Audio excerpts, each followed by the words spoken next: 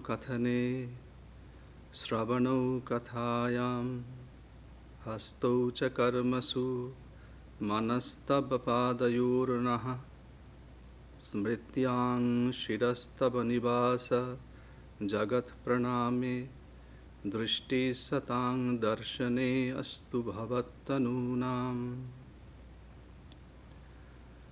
O Lord, let our speech be devoted to the narration of Thy excellence, our ears to the hearing of Thy wonderful glory, our hands to the performance of Thy work, our minds to meditation on Thy holy feet, our heads to bowing to the world, Thy abode, and our eyes to seeing the righteous who are Thy body.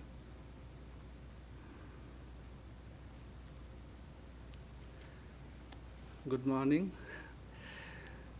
Today, the title of our talk is The Role of Pilgrimage in the Growth of Spiritual Life.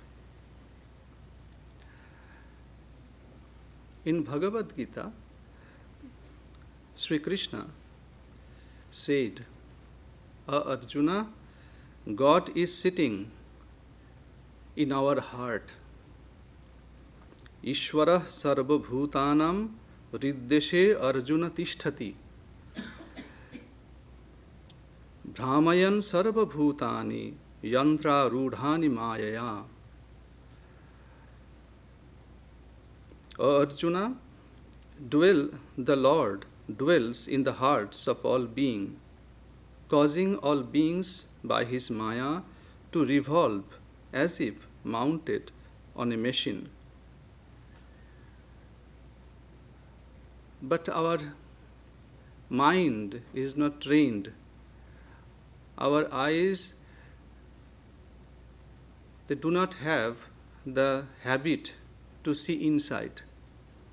In Kathopanishad, that's why the sage said, Paranchi khani batrinat swayambhu tasmat parang pashyati nantaratman. It says that in a tone of disappointment to some extent. They're saying khani means all those senses. Kha literally means akasha, space, or maybe in other sense, ears. So it says that all those senses. It is outgoing. They surely proceed outward for revealing their objects, sound, etc. Shankara says, they are going outward to get joy from the objects, from the sense objects. And thus, he batrinat. Batrinat means, thus as if Swayambhu, the great Lord, killed our senses. Our senses are afflicted. These sins, they are of such a nature. Who is Swayambhu? The great Lord who exists ever. But some people are there who are wise. They have become tired to see outward things. Tired, always outward. So for them, therefore, one sees the outer things and not the inner self. A rare discerning person, a wise person, desiring for immortality, turns his eyes away and then sees the indwelling self. So in Bhagavad Gita and in Upanishads, it is clear. So first, the great Lord dwells in all of our hearts here. And our nature of senses is like that they want to go outside. So we read many times in our scriptures from our teachers that what should be our goal. We have a knowledge, but a doubtful knowledge. We are not sure about it. We read it, but we are not sure. So our journey, the spiritual journey, is like that a journey to from doubtful knowing to the undoubted conviction. It's a journey. So here lies the importance of seeking external support, because our senses are want to go outside. Here lies the importance of seeking external support to strengthen our mind and train our senses and our mind to see what is truth, what is beyond the realm of our senses and minds. Sri Ramakrishna, that's why he said in Gospel of Sri Ramakrishna, these words you can find, the bhakta, the devotee, the seeker of God, takes shelter under Vidya Maya. He mentioned about two Mayas. One is Vidya Maya and another is Avidya Maya.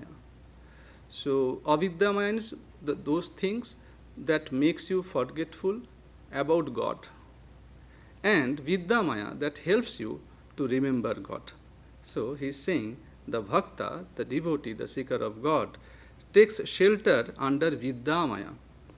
He seeks holy company, goes on pilgrimage, and practices discernment, devotion, and renunciation.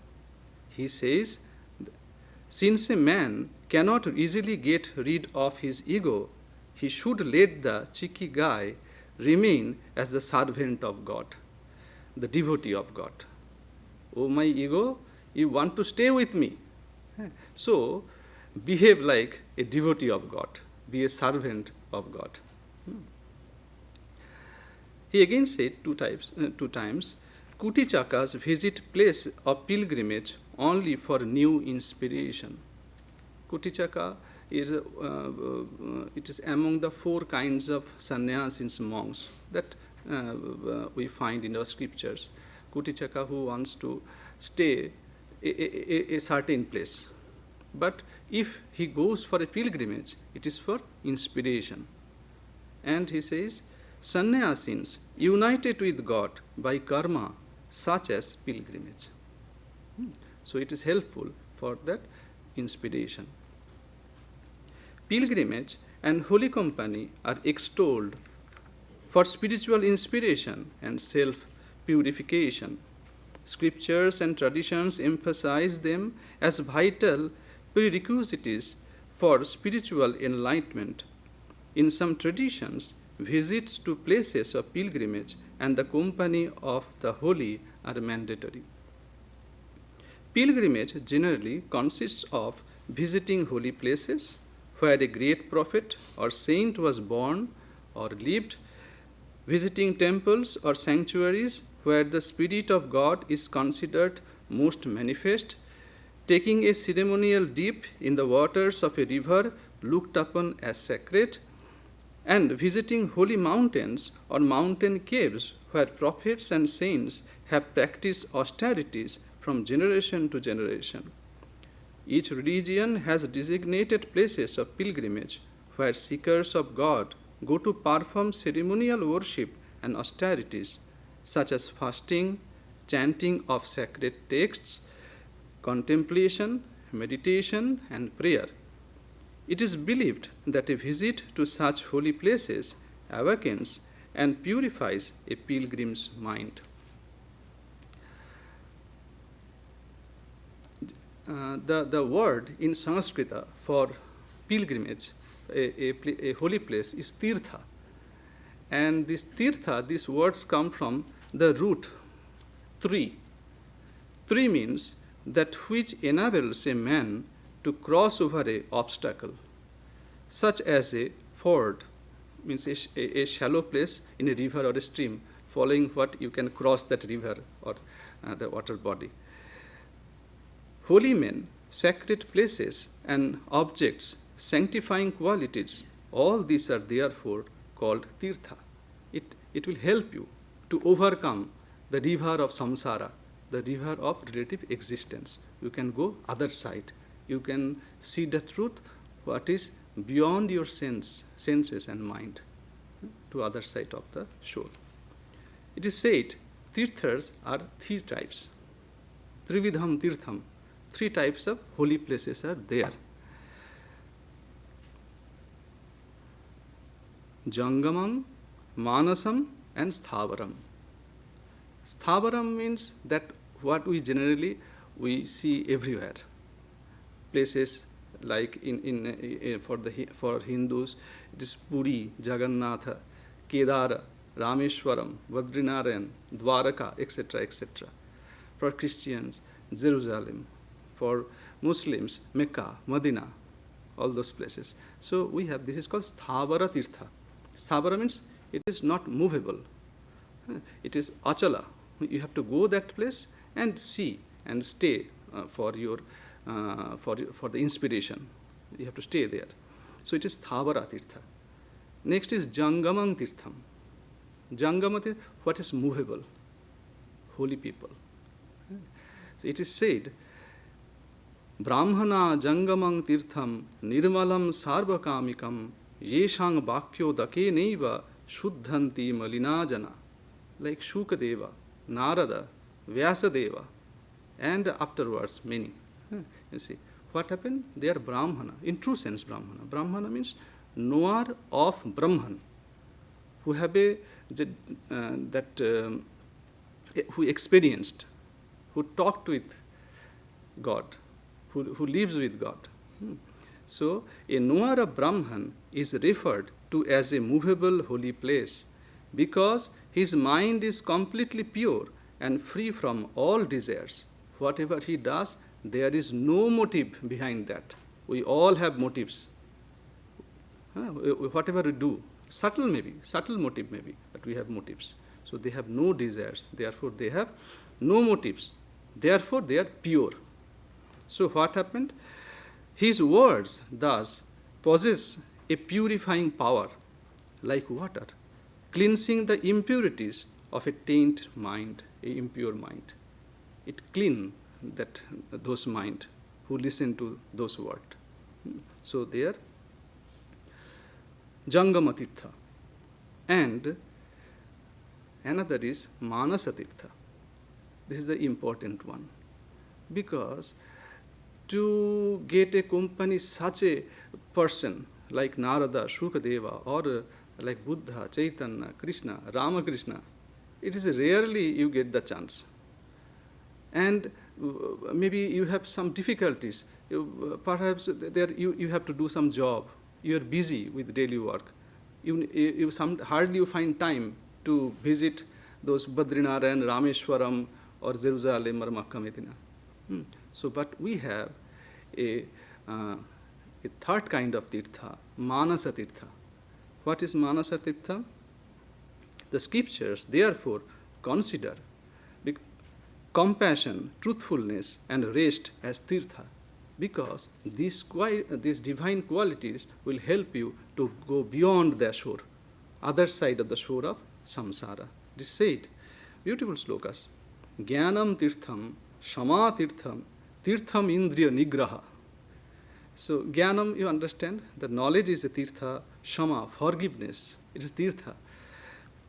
Tirtham Indriya Nigraha, that control over your senses, is a tirtha. Discipline the senses. Sarva Bhuta Daya Tirtham, Satta Tirtham, Tatharjavam. Sarva Bhuta Daya, compassion to all creatures. If you have, you already visited a tirtha inside. So, Satta Tirtham, you are truthful. So, already you have visited a tirtha. Tirtha is inside, here. Arjavam, uprightness, is tirtha. Danam Tirtham, Damas Tirtham, Santoshas Tirtham Uchate. Dana, charity. You have a mind to give who is needy. So you have that kind of mind. So you have already visited a tirtha. Damas Tirtham, Shama Dama. Dama, this sense over external, the control over external senses. Dama, the tirtha. Santosha, self-content, is a tirtha. Brahmacharyang param tirtham ahimsa tirtham uchyate. The brahmacharya is a tirtha. You have a restrained mind. And ahimsa, non-injury. Asteyam aparam tirtham adrohas tirtham uchyate. Asteyam, not stealing. Beautiful stories are there. We cannot go inside that. So people can trust you. Trust you means should I say that kind of story? Many stories are there, so I have to cover all those. That's Sri Ramakrishna. Let me with a few sentences. Sri Ramakrishna, when he was in Kashipur, you may remember that there was a owner of a garden that he agreed to give some lemons every day. No, every day means whatever required. So Yogin, later Swami Yogananda ji, was responsible to collect those lemons from that garden. So one day it happened that Yogananda ji, then Yogin, pre-monastic life, so he bought those lemons. Sri Ramakrishna could not eat that one. What happened? Every day you are having that kind of lemon. Today what happened? They inquired all those things. Then they found who was agreed to give that lemon, to provide the lemon, the owner was changed. That lease was ended. So the new owner, he yet not gave any,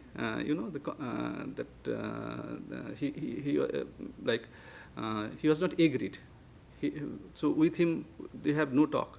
So it became a stealing. Without saying the owner, you are getting lemons from his garden, it's a stealing. So he was established in truth. So, and again, it goes, adroha, absent of hatred, shraddha tirtham, dhritis tirtham. Shraddha means faith, dhriti means fortitude, tapas tirtham udharitam, practicing that your spiritual disciplines, tapasya, or maybe forbearance is a tirtha. Tirthanam api tat tirtha sansuddhir manasah para na jalapluta dehastu snata itta vidhiyate. You want to take a dip in water, holy water. So with water, if you cannot say that you have taken a bath with water. So it is not sufficient. It cannot clean your mind. It can clean your body, but not your mind. So it is said that tirthanam api tat tirtha sansuddhi manasah para. So when you have purified your mind, then we can say you have taken a bath. Not before that.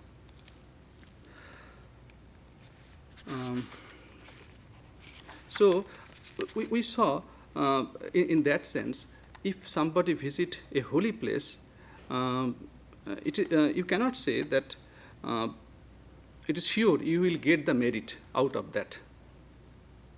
So only who have these qualities, they can have the merit. It says, who tirtha phalam asnute, who gets the merit. So there are 5 slokas are there, 4 or 5 slokas are there. I do not want to describe all those, but ideas are same. Tirtha sammak phala bhagino yatha yasya hasto na pado cha manaschaiva su sanyatam vidya tapascha kirtischa sa tirtha phalam asnute. So whose hands and feet and mind is susanyatam, well disciplined, he gets the tirtha phalam, the fruit of visiting these holy places. He gets vidya, the true knowledge. He gets the true fruit of tapas, the spiritual disciplines, and kirti, he achieved something. Whose mind, hands means all senses are well disciplined. He only gets tirtha phalam. And then ahankara vimuktascha pratigrahat upavritya santushta yena kenachit ahankara vimuktascha sa tirtha phalam usnute. Who pratigrahat upavritya, who does not receive unnecessary gifts. A strange kind, it's difficult to follow. So we can talk over that. But their nature is like that. I remember one incident from Nagamahashaya. Nagamahashaya was a householder devotee of Sri Ramakrishna. So later one incident is there, we'll tell you afterwards at the end of the lecture. So once Girish Chandra Ghosh, he found this person, this gentleman, Nag Mahashaya, he is so simple and sometimes he thought that he does not have proper clothing, shawl. Means in winter, he didn't have any shawl, Nag Mahashaya. So Girish Chandra, he knew Nag Mahashaya very well. So, but they have a good relation. So what happened? Once he gifted a shawl to Nag Mahashaya. So Nag Mahashaya was the embodiment of humility. A devotee is giving, he with 2 hands he received that one. So after a few days, Girish Chandra Ghosh got that news. He still kept that shawl in his hand without wearing. So what to do? Then in some way he understood that his temperament, his attitude, for him it was not necessary. So, but a devotee gave that with humility, with honor. He took that, and he was seated with that. So Nag Mahashaya extraordinary life. Once, I think one of the direct disciples of Sri Ramakrishna, I forgot the name, he told that probably Swami Vijnananda, he told that if we had not seen Sri Ramakrishna, we would have think Naga Mahashaya a avatara. That was his life, his kind of life. So extraordinary. Then it goes like that. Adambhika nirarambho laghvahara jitendriyaha vimukta sarva sangairiyaha sa tirtha phalamasnute. Again he is saying that without, who is adambhika, who is without any ostentation, nirarambha, who is not who is not restless. Sometimes we start a work just out of rest. You cannot sit quietly. You started a work. Let's just do something. So he is a nirarambha, laghvahara, who eats sparingly. Jitendriya, I understand, who have conquered his senses. So these are the qualities. It's almost same. So everything. This is the quality. If you have with this quality, if you go to a holy place, you will get the maximum benefit. It depends upon how much you have the preparation. So some stories are there. So Sri Ramakrishna once told that about kamandalu of a sannyasi. So kamandalu means that water bowl that a sannyasi, a monk generally, in those days, now everywhere you can get water source. But in those days, thousands years ago, it was not like that. So they used to carry little that water bowl. And before sitting for meditation, starting japa, repeating the name, you need to clean your hand. So they used to carry. So he made a remark once, Sannyasi's kamandalu travels to places of pilgrimage, but still it remains bitter. So kamandalu, it never changes its quality, means the water quality. That only what changes? The mind of the sannyasi. So don't be like a kamandalu of a monk. Somebody asked once Sri Ramakrishna about pilgrimage. How far did you go in visiting the sacred places? One Pandit came to visit Sri Ramakrishna and he asked about the pilgrimage of Sri Ramakrishna. How far did you go in visiting the sacred places? Sri Ramakrishna replied, oh, I visited a few places. But with a smile he replied, but Hajra went further and also climbed higher. He visited Rishikesh, but I didn't go so far or so high. You must have noticed kites and vultures. Then he remarked, why he said, you must have noticed kites and vultures soaring very high in the sky, but their eyes are always fixed on charnel pits. Do you know the meaning of charnel pits? It is lust and gold. What is the use of making pilgrimages if you can attain love of God remaining where you are? I have been to Benares and noticed the same trees there as here, the same green tamarind leaves, Absolutely. Here also, in Dakshineshwar, we have tamarind trees, and in Benares also tamarind trees. It looks alike. Pilgrimage becomes futile if it does not enable you to attain love of God. Love of God is the one essential and necessary thing. Do you know the? Then he says the same thing. Neighbor, can one get this longing for God through frequenting the company of holy men?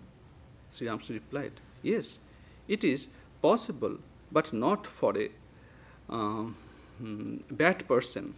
A sannyasi's kamandalu made of bitter gourd travels with him to the four great places of pilgrimage, but still does not lose its bitterness. All sat in silence. Balaram's aged father was silently telling his beads. Master to M and the others, well, these people practice so much japa and go to so many sacred places, but why are they like this? Why do they make no progress? In their case, it seems as if the year consists of months. Once I said to Harish, what is the use of going to Benares if one does not feel restless for God, and if one feels that longing, that this very place is Benares. If you have that longing for God, here, where you are sitting now, is Benares. So we found there is beautiful. So you need some preparation. Another incident I remember. Perhaps who do you remember who generally here attend that Thursday classes? So Ishanananda ji, he recorded one incident, one interesting conversation. So he started like that. All of us do not see things in the same way. Once in 1918, some elderly woman for Kualpara came to visit the Holy Mother at Kolkata. Mother was staying in Udbodhan house, Bagbazar, Kolkata. So Kualpara is a village near Jairambati. So they came from village. So it was in those days it was not easy thing. So these elderly ladies, they came. Mother arranged for their visit to Kalighat, Dakshineshwar, Pareshnath temple, and then to Belur Math. After they returned, Mother asked, how was your visit to Belur Math? What all did you see? One of them replied, Mother, what shall I say? How big those cows are at Belur Math. They are big cows. We don't have such big cows in our village. Mother repeatedly asked her, why did you not visit the master's shrine? There is a shrine. Didn't you notice how neatly and with great effort the monks have preserved the articles used by the master? The lady replied, yes, we saw. Mother, did you meet the all-renouncing children of the master? Because of the direct disciples, many were still alive. Lady, yes, we saw. They took such good care of us, hearing that we come from your village. Mother's place, these ladies came. Mother, and how about those brahmacharis? Pure like unsmelled flowers? Didn't you meet them? Lady, yes, what deep reverence they have. They fed us food. Mother, did you see how much work they all are doing? You attain so much of merit just by looking at them. You can see Dakshineshwar from the bank of Ganga. Did you notice? Lady, probably she became a little impatient. Lady, I saw all that, but I have never seen such cows anywhere else. So she returned to the topic, what she liked most. So that's why you need some preparation. So I found in one sloka, Yo yaha kaschit tirtha yatrantu gachet susanyata sacha purvam grihesve kritopavasaha shuchihi apramatya sanpujayat bhakti namro ganesham. So, if you want to visit a holy place, do these things. What are the things? Anyone who goes on a pilgrimage to a holy place should prepare his mind with first self-control. After performing all duties carefully, he should worship Lord Ganesha with a pure mind, devotion, and humility. So, why Ganesha? According to Indian tradition, there are many slogans. You can, with Ganesha, you can change the name, Vishnu, Shiva, whatever like. So, according to Indian tradition or Hindu tradition, Ganesha is the Devata, the god, who grants success in every endeavor. That's why, and in those days, it was very difficult to go to visit all those that holy places. So you do not. So for the success, you first that do a worship of Ganesha before that. So it is not about the puja, about the worship. You need some preparation. First, all your duties do with carefully. When you go to the place, oh, I forgot to do that. We should send that. Nowadays, everything is possible. With mobile, you can send an email, you may make a call. But the idea behind all those things is you need a preparation. So I am going to for a pilgrimage. So, oh my mind, be prepared to just aware of that to get the maximum benefit. We found another kind of preparation. A new light on preparation for pilgrimage. It happened in Sri Ramakrishna's life. All of you know. So, probably in 1868, after Durga Puja, Sri Ramakrishna went for a pilgrimage with Mathur Babu. So when they got down from the train to see the famous temple at Vaidyanath, now Jharkhand, is famous Shiva temple. So they went there, but on the way they found something terrible thing. Though it is very difficult after so many years to find out the exact location of that incident, but it happened near Deoghar. So, but it was sure that during that time a terrible drought was ravaging the land.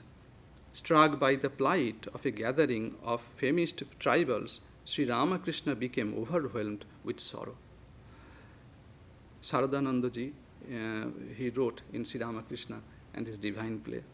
Sri Ramakrishna said to Mathur, "You are a steward of mother's estate. Give each of these poor people one piece of cloth and one good meal and also some oil for their heads." So Mathur was reluctant because they have just started the journey.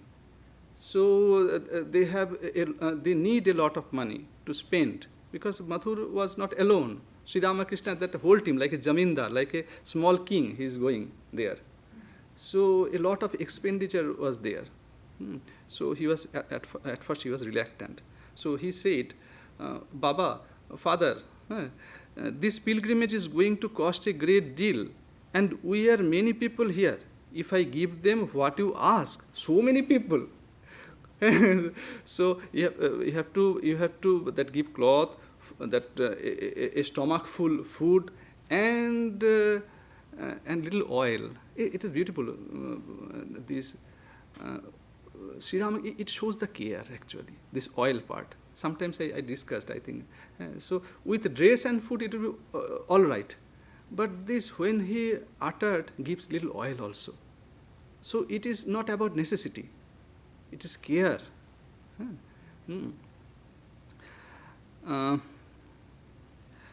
So, if I give them what you ask, I may find myself short of money later. What do you think I ought to do? Sri Ramakrishna paid no heed to that excuse. Overwhelmed with compassion, he shed tears at the sight of the villagers' abject misery and cried in anguish, "You wretch, I am not going to Varanasi. I am staying here with these people. They have no one to care for them. I won't leave them." Sri Ramakrishna was serious. So here, many things to contemplate upon. You see, our seriousness and Sri Ramakrishna's seriousness is not same. Buddha's seriousness and our sincerity is not same. They have different kind of sincerity. So when he found Siddham, he really sat among them. So Mathur Babu made that arrange. He sent some people again to Calcutta to collect all those things. Then they started. So it shows a new light of preparation before you go to a pilgrimage. Siddham told that I am not going to Benares. I am staying with these people.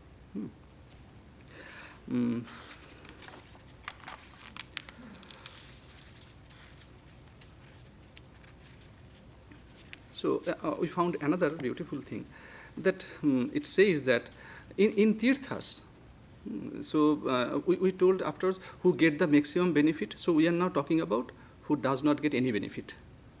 So again, one sloka is there. Ashraddha dhana, papatma, nastika, achinna samshaya, hetu nishthascha, panchaite, na tirtha phala bhaginaha. These 5 kind of people does not get any merit out of a pilgrimage out. Who are that? Ashraddha dhana, who does not have any respect or faith in noble virtues. So who cares? Like that. You are talking about purity, truthfulness. Who cares? I does not care about that. So ashraddha dhana. Papatma, who has a sinful mind, always looking down.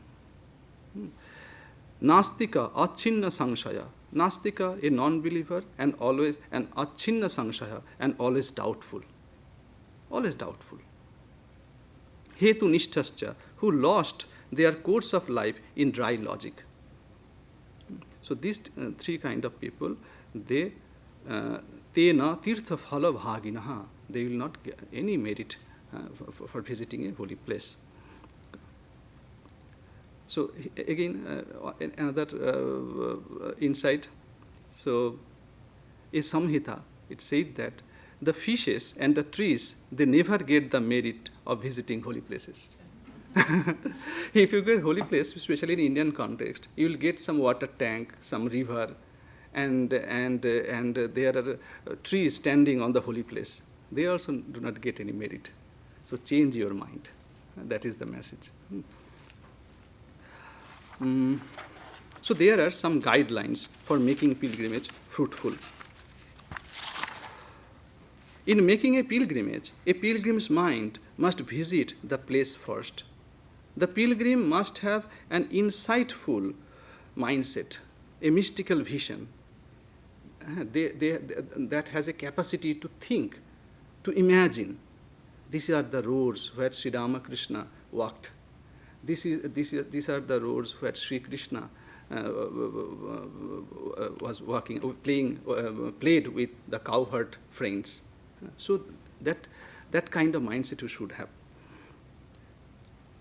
The journey to a place, pilgrimage, should be prayerful, reflective, and meditative. The pilgrim must be solitary and imbued with spiritual longing. So we always suggest people, when are you going, wherever you are going, read little. You are going to some other place for a tour, maybe anywhere, maybe Africa, maybe Europe, maybe Latin America. You check the guidebooks, everything. You explore all those things in internet, then you go. So what about pilgrimage? If you want to go to Puri, read little biography from Sri Chaitanya, Sri Ramakrishna, anything else. If you want to go to Dakshineshwar, read little bit before that. It will help you. 4th point.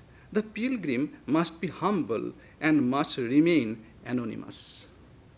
It's a subtle virtue. Be anonymous. In Puri, one incident happened. Whenever we discuss this point, we always think of Holy Mother. So when she visited Puri, Holy Mother manifested utmost humility, because the local landlord was from family of Balaram Bose. They have a jamindari. They are local jamindars.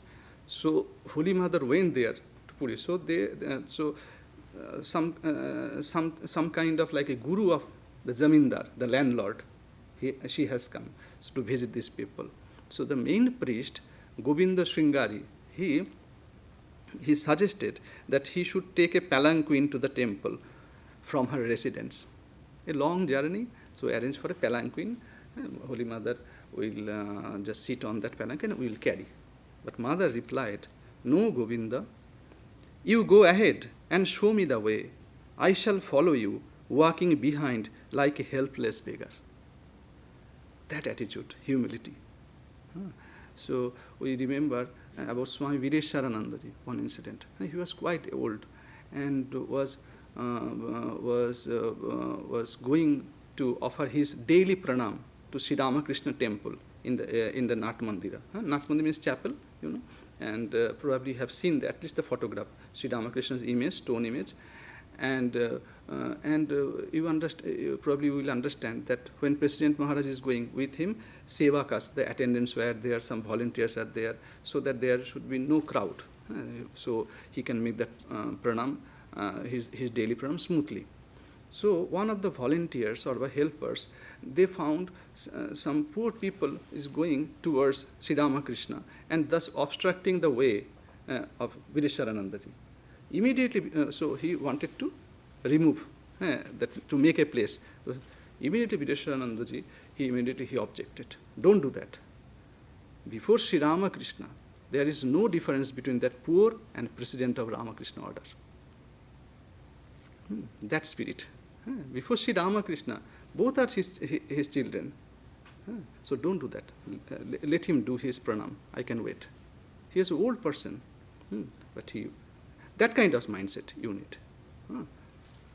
So the pilgrim's mind, sometimes nowadays, wherever we go, we take photographs. We record all those, video record, took photograph. But we should remember, when you are visiting a holy place, your mind should be the camera. Your mind should be your camera.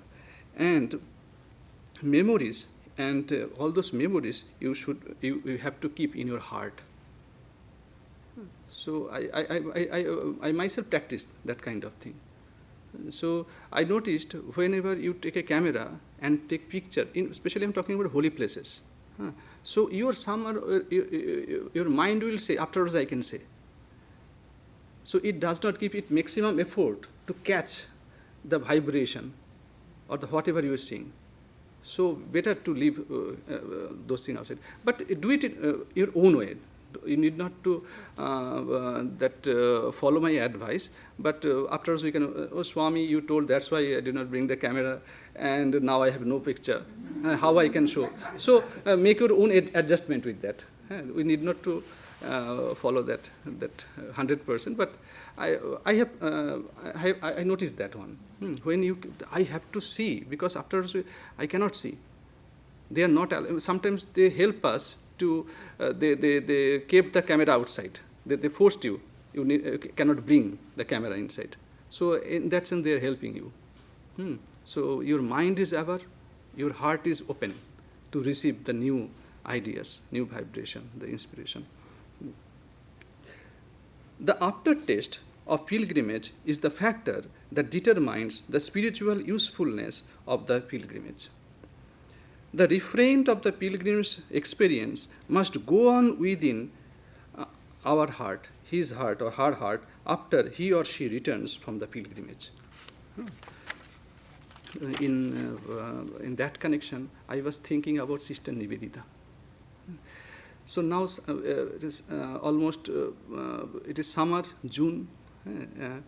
So in June, first week of June, in 1910, I believe, yes, 1910. So he went to visit a holy place in the Himalayas, Badrinarayan and Kedarnath. So probably I found on 3rd June she was in Badrinarayan. So the 2nd June, probably she was in Kedarnath, or maybe in between somewhere. So let me read a little bit out of them.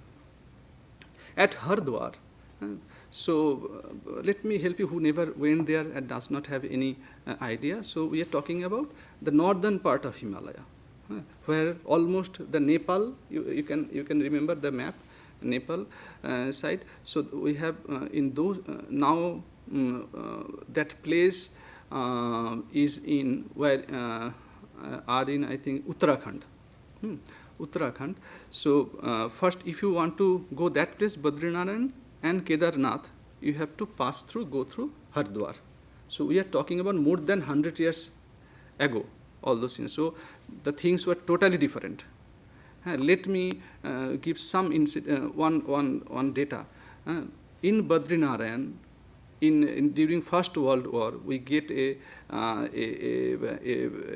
on information. There were only 20 huts for the employees and the priests of Badrinaran. If you now go, it may be 20,000. So let me read little.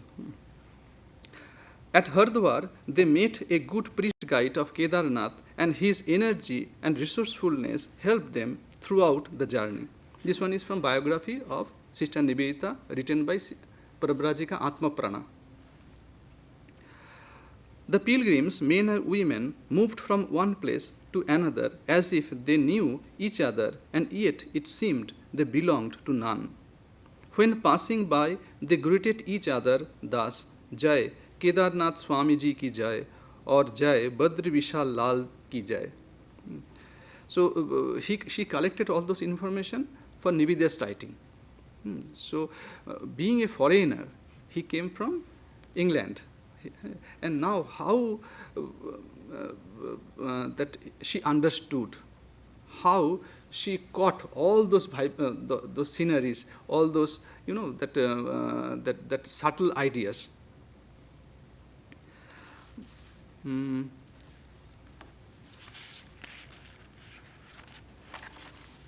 On the way, Nivedita's party usually rested in dak bungalows, but where these were not available, they spent the night even the chatis or dharmashalas. Chatis or dharmashala means it is inn. We call rest house, inns where we can some accommodation. Nivedita noticed with interest how the influence of the Ramayana, the Mahabharata, and Buddhism had all left their imprint on this land. The ascent of the last 4 miles was steep and very tiring. The priest guide, we call Panda. So the priest guide ruefully said to Nivedita, as hard as the way to heaven. So there is a connection actually. If you know something, the story of Mahabharata, very near to Kedarnath, there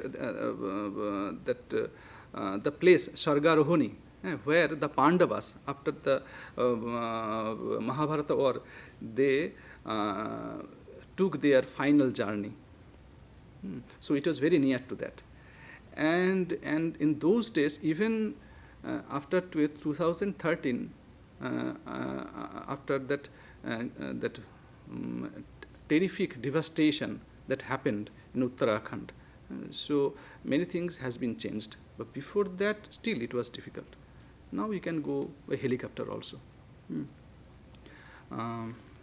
So in those days, it was there was in every step that there was a life risk. So that's why he's saying like that. But the beauty of the place was enchanting. Ultimately, the temple was within sight, and a shout of Jai Kedarnath Ji ki Jai from thousands of pilgrims pierced the sky. They had striven hard to reach the temple on a Monday, the day sacred to Lord Shiva. It's a beautiful place, behind the mountain range, and there is nobody. In Nivedita's time, there was nobody.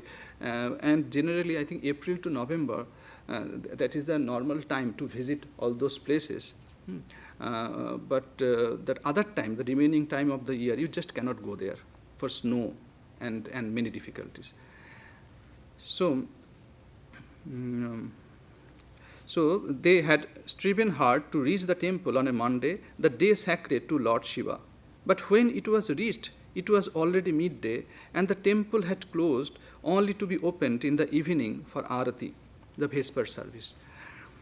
As the afternoon ended, everything was enveloped in cold mists. But as darkness fell, mists had gone, and the stars and snows were clear and bright. They were called to see the Arati. Blazing lights were waved, and bells changed within. The bell clanged within the temple. All stood still, lost in the world of their own reverence. It was one of the sights of a lifetime, wrote Nivedita. To stand there in the black darkness at the top of the steps and watch the pilgrims streaming in. It seemed as if all India lay stretched before one, and Kedarnath were its apex. Really, if you stand there, you could see that below, the valley. While from all parts everywhere, by every road, one could see the people streaming onward, battling forward, climbing their way up. All for what? For nothing else than to touch God.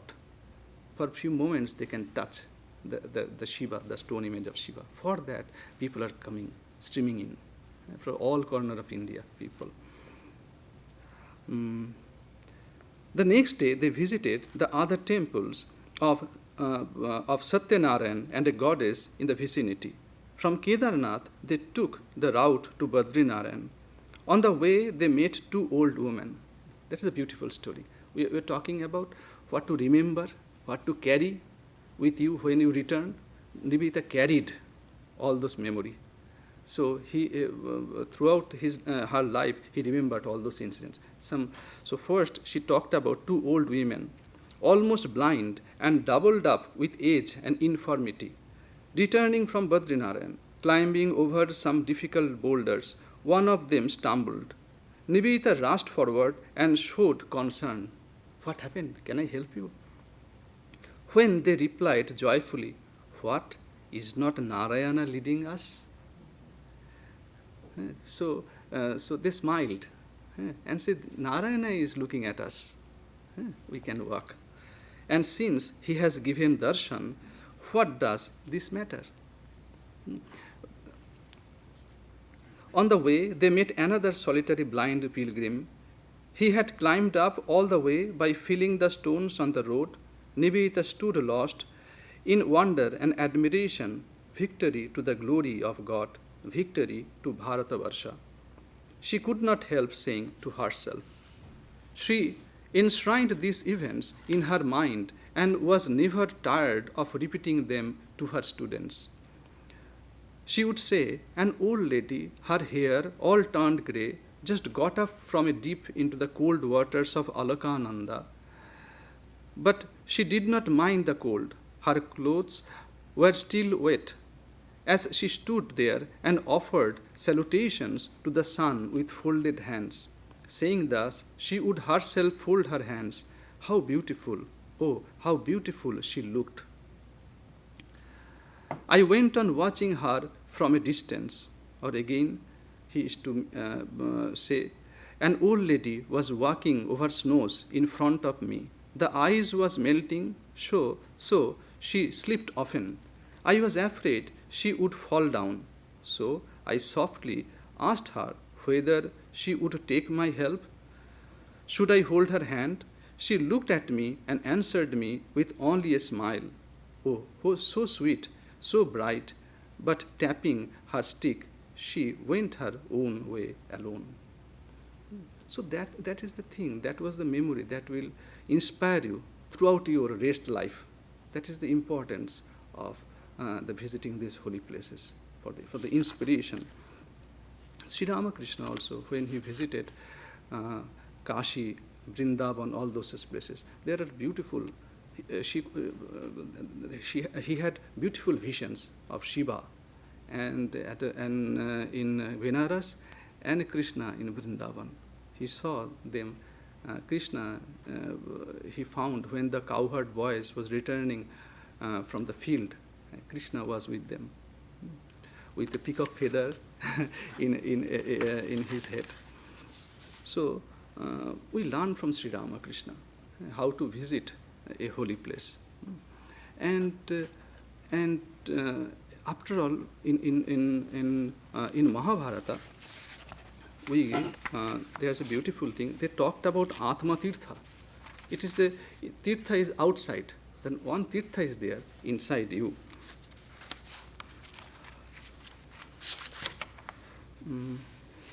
It said, the Mahabharata describes Atman as the real sacred river, bathing in which the soul becomes free of impurities. The river of Atman is filled with the water of self-control. Truth is its current, righteous conduct its banks, and compassion its waves. O son of Pandu, bathe in its sacred water. Ordinary water does not purify the inmost soul. To conclude we can remember, we talked earlier, we will say something about Nag Mahashaya. Nag Mahashaya was an extraordinary devotee. During his last days, Sarat Chandra Chakraborty, who was present there, a disciple of Swami Vivekananda, he was fond of Nag Mahashaya. So whenever he used to find time, he used to go to that place to serve him. So when the news he heard that Nag Mahashaya is ready to leave his body, so he came to Deobhag. The name of the place is Deobhag in present days in Bangladesh.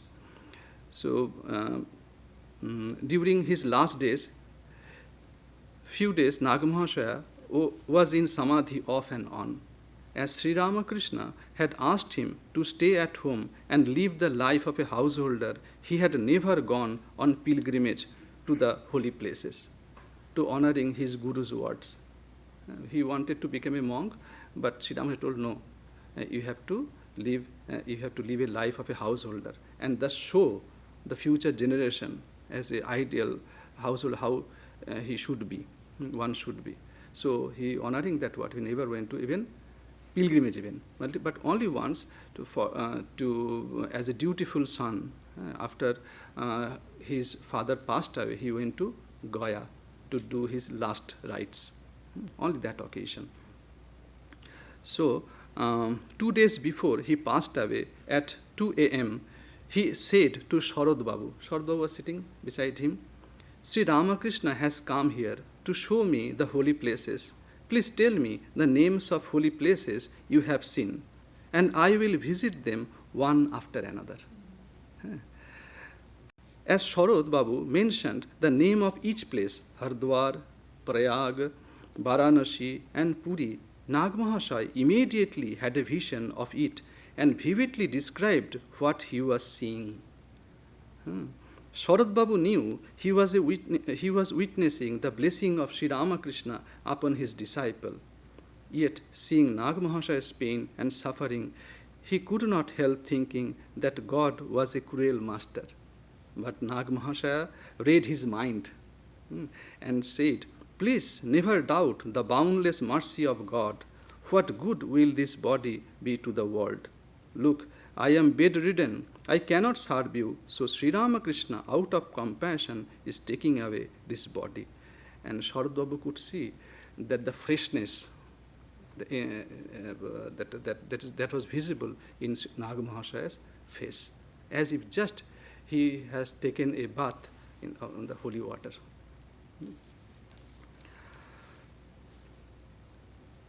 Om yo antah pravishya mam vachamimam prasuptam sanjivayati akhila shakti dhara swadhamna anyascha hasta charana sravana tvagadin pranan namo bhagavate purushaya tubhyam.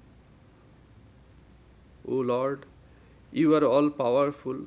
After entering within me, you have enlivened all my sleeping senses, my hands, legs, ears, touch sensation, life force, and especially my power of speech.